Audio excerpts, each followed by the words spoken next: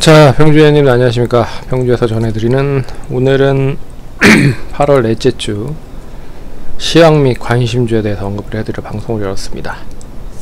이제 무더위가 이제 한층 좀 조금씩 꺾이고 있는 것 같습니다. 추석이 얼마 남지 않았고 여기 방송 들으시는 모든 분들 하반기에는 성공투자 기원하도록 하겠습니다. 그럼 본격적으로 방송 진행해보죠. 일단 지난주 금요일날 파워르장 관련된 이야기를 좀 간단히 언급을 해드리면, 뭐 아시다시피 이제 비둘기파적인 얘기를 했습니다. 그 전에 이제 회의로 공개를 했고, 일단 0.25 정도는 올릴 것으로 보고 있고요. 이제 추가적으로 이제 비컷을 할 수 있을지에 대한 여부는 일단 이어지진 않을 것 같습니다. 그러니까 0.25 정도만 할 것 같습니다. 근데 뭐 비컷 가능성도 배제할 수는 없다라고 얘기를 하고 있지만, 어찌됐든 뭐 금리는 인하 쪽으로 정책을 좀 바뀌었다라고 좀 보시면 될 것 같고, 그동안에 뭐 연초부터 계속 한다 안 한다 얘기가 많이 나왔잖아요. 어찌됐든 이 정책 스테이터스 자체를 변화시킨다라고 하는 의지는 계속 유지가 될 것 같습니다. 그러면서 이제 국내 쪽도 그동안에 많이 올랐었던, 되레 이제 금리 인하에 대한 수혜를 받았었던 종목들보다는 이제 실적과 더불어서 하반기 좀 이슈나 일정들이 있는 쪽으로 좀 눈여겨보셔야 될 필요가 있는 것 같습니다. 여하튼 분위기 자체는 나쁘지 않았다. 그래서 우리 시장도 양호하게 출발할 가능성이 높을 것 같습니다. 미증시 잠깐 보면, 그래서 다우존스가 1.1% 상승 마감했고요. 나스닥이 1.4% 마감했고 상승 마감했고요. S&P도 1.1% 상승 마감했습니다. 반도체 지수도 2.7% 상승 마감했고요. 그래서 전반적으로 다 양호한 상승 흐름을 보였다. 그리고 나스닥이나 뭐 다우 같은 경우는 역사적인 신고가를 다시 임박을 한 그런 상황이고요. 이번에 또 추가적으로 돌파를 하면 뭐 42,000 이상도 한번 자리매김을 할 수 있지 않을까, 그렇게 보고 있고, 나스닥은 기술주들이 단기적으로 많이 하락을 했죠. 그거가 이제 되돌림 현상을 나타내고 있는 상황인데, 여하튼 스탠스 자체는 바뀌었다라고 하는 거를 보면 조금 더 우호적으로 움직일 가능성이 높을 것 같습니다. 그래서 9월까지, 한 9월 중순 이후 이제 금리 인하 일정 전까지는 시장은 좀 더 우상향할 가능성이 높아졌다, 그렇게 보시면 될 것 같습니다. 이번 주에 이제 돌아오는 주에 여러 가지 지표 일정들을 보도록 하겠습니다. 이 일정표는 이제 하나증권에서 참고를 해서 언급을 해드리는 거고요.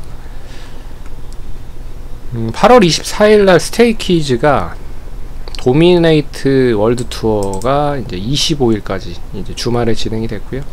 카라도 일본 콘서트가 진행이 됐습니다.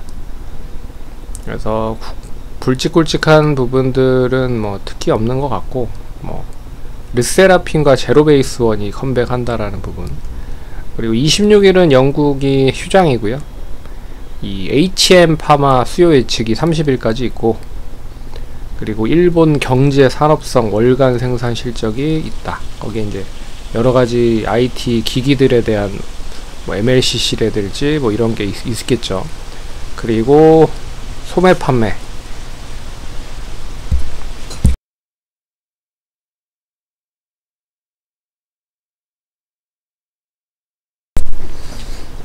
소매 판매나 백화점 할인점 매출이 있고요.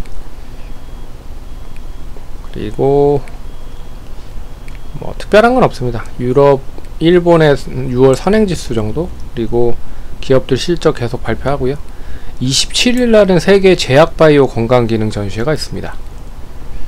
국내 이제 제약바이오 쪽과 이제 건강기능식품 관련돼서도 이슈가 될 수 있을지 봐야 될 것 같고요. 중국 상하이 치과의료기기 전시가 있습니다. 그럼 이런 이제 제약바이오 관련된 건강기능식품 관련돼서는 뭐 노바렉스나 한국 콜마 B&H도 있고요. 콜마 B&H, 그리고 뉴트리 같은 그런 종목들도 있죠. 그리고 SPO, HPO 뭐 이런 종목도 있고요. 치과 관련돼서도 뭐 의료기기가 우리 쪽에 좀 많은 부분인데, 뭐 오스템 임플란트나 여러가지 임플란트 쪽 관련된 업체들 보시면 될 것 같고, 2분기 주택가격 구매지수가 있고요.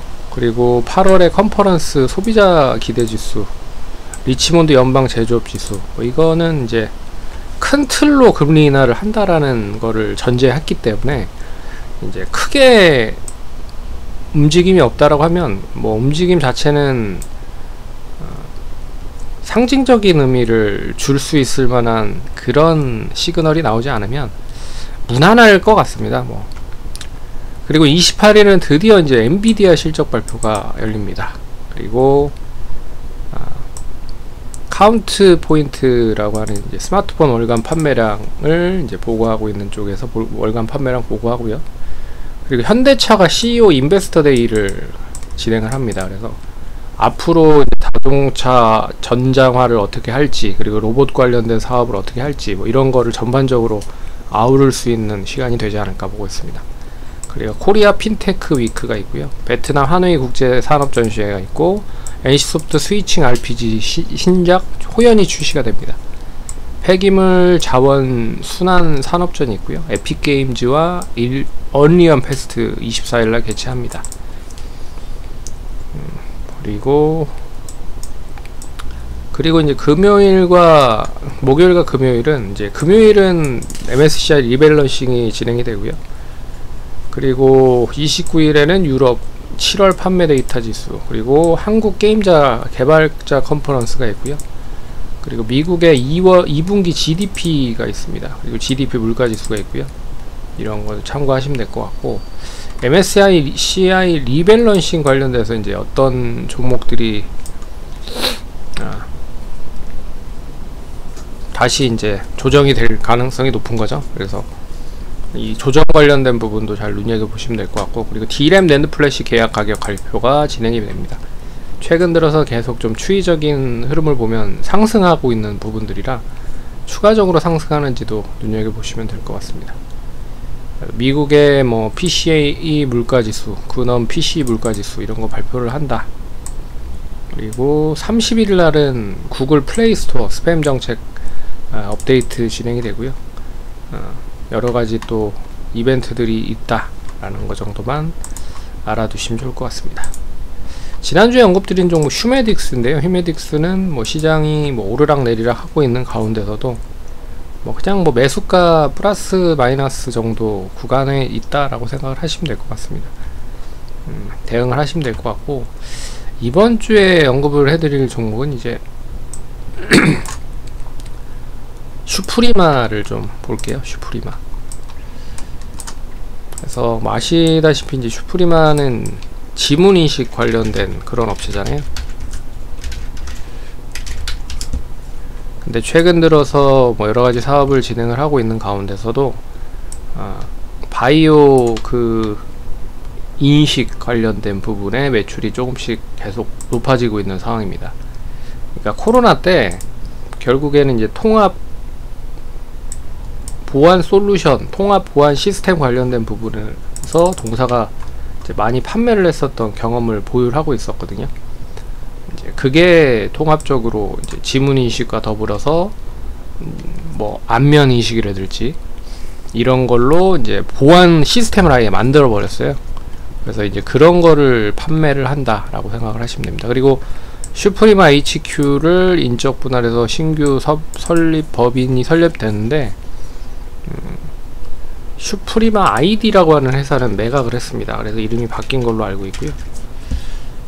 어찌됐든 지금은 슈프리마와 슈프리마 HQ만 남아있다 라고 보시면 될 것 같습니다.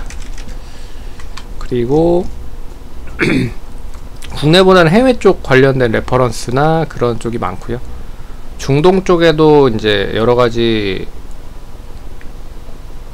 사우디가 뭐 네옴시티 만든다 라고 해서 이제 기대가 될 수 있는 부분도 있을 것 같고, 그리고 이제 데이터 센터형 보안 시스템 수요가 증가가 되고 있다, 이런 것도 눈여겨봐야 되는 그런 부분인 것 같습니다. 그래서 AI 애플리케이션이 늘어나다 보니까 이 AI 애플리케이션을 사용하고 있는 데이터 센터가 계속 확대가 되고 있는 상황이죠.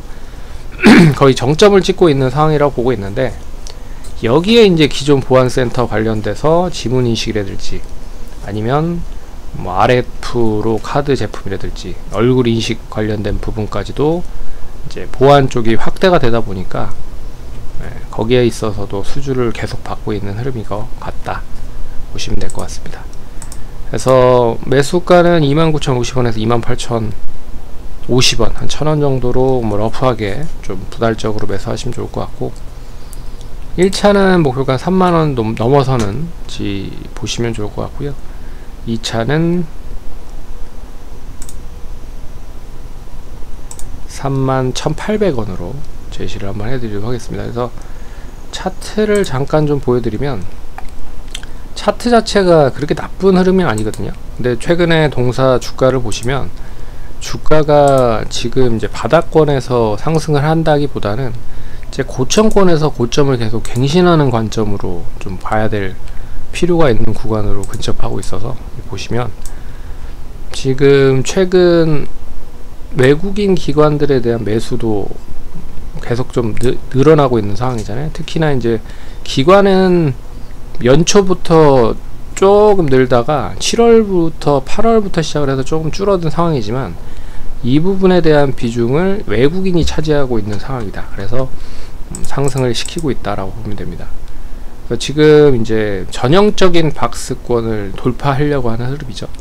2만원에서 3만원의 흐름이었는데, 이 부분을 정확히 돌파를 하면 이제 못해도 단기적으로는 35,000원에서 4만원까지도 한번 노려볼 수 있는 구간이 될 수 있다 라고 보고 있습니다.